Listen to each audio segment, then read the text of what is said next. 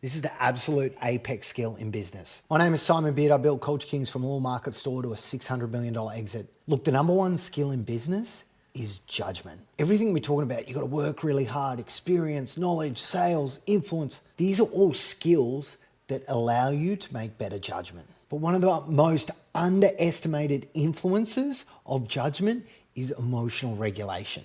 So look, I think of it like this, as this pendulum in your head on how to make the right decision, how to get better judgment. It's really easy to swing it to one side where you just think everything is cooked. You overestimate risk and you underestimate opportunity. And this is because you're in a high energy negative state, like being scared or fearful. Us achievers sometimes call it stress.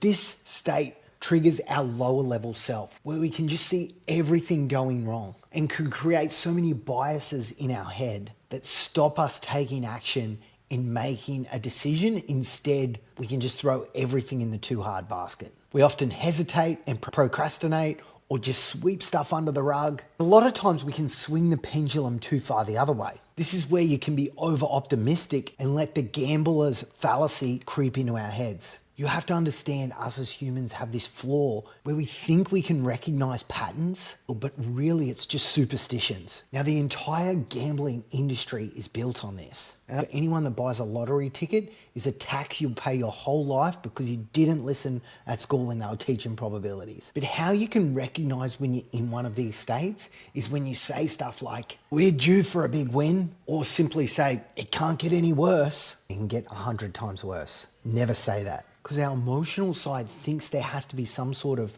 fairness to randomness, which is simply not the case. And look, a lot of my videos go off this principle. We make decisions with emotion, then justify with logic. I learned this studying one of the richest men on earth, Bernard Arnault, the king of all luxury, because there's actually no logic in buying luxury product. There's no way you can logically justify this $10,000 handbag. It's pure emotion. But look how you can sell and influence through content and experience. That is a huge part of retail fashion, because you're selling a feeling, an emotion. You're not actually selling a product. But you have to be so careful of this when you're making business decisions, because this judgment is the number one skill that determines your results. This is where I like to think of the middle, reality. It's a positive emotion, but it's level-headed energy, especially if it's a long-term decision. I like to think it's like being in a curious, inquisitive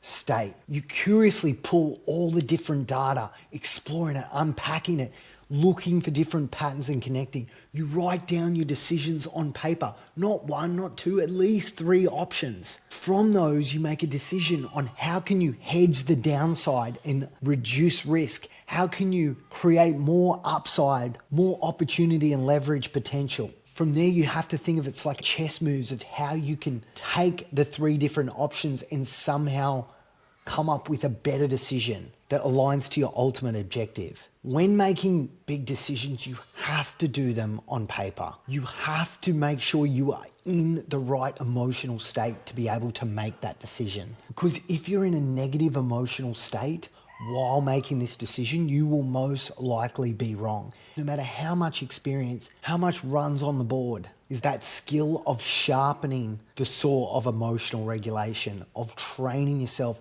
to see the reality, to be aware of that pendulum and where you're currently sitting at, to better break down your decision making. And this is where big decisions I would always do with my advisory board, because I would have other entrepreneurs in the arena, brands that I admire, like from LVMH and other retail, as well as from insolvency and defense background, so that I can see both sides of the coin and strategically pressure test. I don't know what I don't know. Bring that context to the forefront. They can help push back on my ego to keep it in line and in check. And then in the right, curious, emotional state, I can bring all the potential decisions, chop them, rearrange them, paste them together to make an asymmetric risk-reward bet.